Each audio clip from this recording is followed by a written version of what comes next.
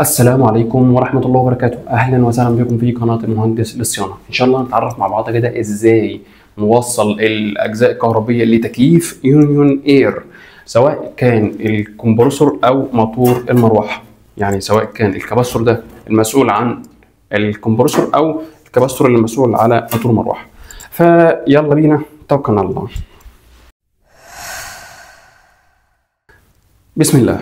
في المقدمة ده الأطراف بتاعت موتور المروحة تكون رصاصي وأسود وأحمر، تمام. ودي الأطراف بتاعت الكمبرسور الأزرق والبني والأسود. نيجي نركب الأول موتور المروحة. نركب أول فردة معانا اللي هي الستارت اللي بتكون لوحدها أو الفردة لوحدها بالنسبة لكباستور موتور المروحة.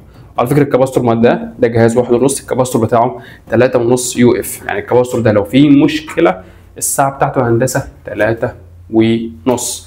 ممتاز جدا. نيجي بعد كده لفردة الكهرباء اللي هي الفردة الحمراء، نركبها على الكباستور أو على التجميعة. جميلة جدا. طب الفردة دي هندسة محتاجة إن هي تاخد كهرباء مباشر، صح؟ يبقى نحطها على الإن بتاعت روزيتا، تمام. دي فردة الإن، يبقى الإن من الروزيتا مدية الحمراء بتاعت موتور المروحة اللي هي التجميعة.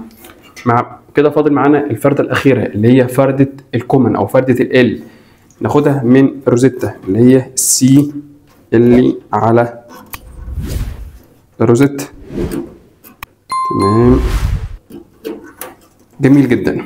يبقى سريعا كده موتور المروحة الرصاصي ده اللي بياخد ستارت لوحده، والحمراء اللي هي الان اللي بتاخد على التجميعة، ومن التجميعة دي بتاخد من الروزيتا اللي هي الان، والفردة الثالثة اللي هي فردة الكهرباء اللي هي السي اللي هي ال يعني بتاخد من السي. جميل جدا. نيجي بعد كده هندسة للكباس. نيجي نركب اول حاجة الستارت بتاعنا اللي بيكون لوحده.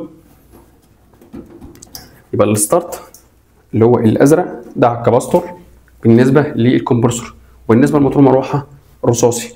نيجي بعد كده هندسه نيجي بعد كده نركب الرننج اللي هو الاسود، نركبه هنا كده مع الرننج الاساسي، تمام. والكومن نيجي نركبها هنا في الكباستور. طب احنا محتاج الكومن ده يوصل له طرف، يعني كده الكباس واصل له طرف او فردة كهرباء واحدة بس، نركبها. يعني احنا ممكن نركب الفردة دي هنا كده، لكن هنا عشان ما بيكونش فيها مساحة هنجيب ترميلة كده او هنجيب حتة سلكة ونوصلها هنا مع السي، تمام. وبعد كده نوصلها مع، ثواني كده نظبط لنفسنا، نحط دي تحت نوصلها مع البني بتاع الكباس والسي هنا. يبقى تاني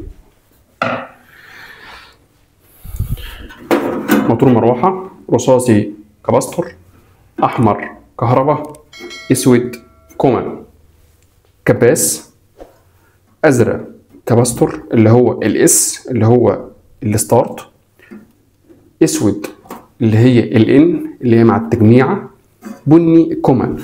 ممكن البني هنا نجمعها مع السي هنا لو فيها مكان، ما فيهاش مكان نحطها على فردة الكباستور، وكده يبقى الامور 10/10. والسلام عليكم ورحمة الله وبركاته.